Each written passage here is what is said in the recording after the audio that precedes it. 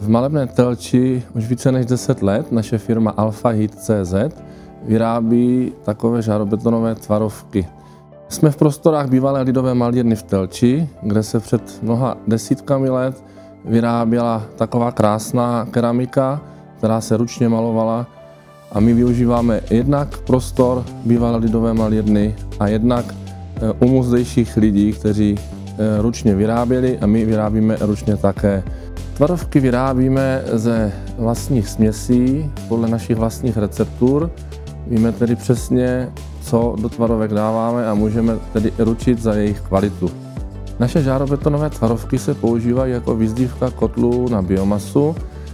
Jsou o mnoho odolnější než dříve používaný šamot, mají také lepší akumulační vlastnosti, snižují emise a zvyšují účinnost každého kotle.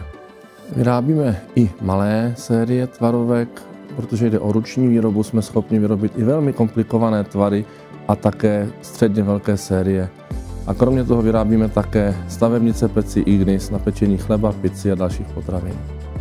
Pokud jste výrobcem kotlů na tuhá paliva a sháníte dodavatele kvalitních žárobetonových tvarovek pro vaše kotle, neváhejte se na nás obrátit.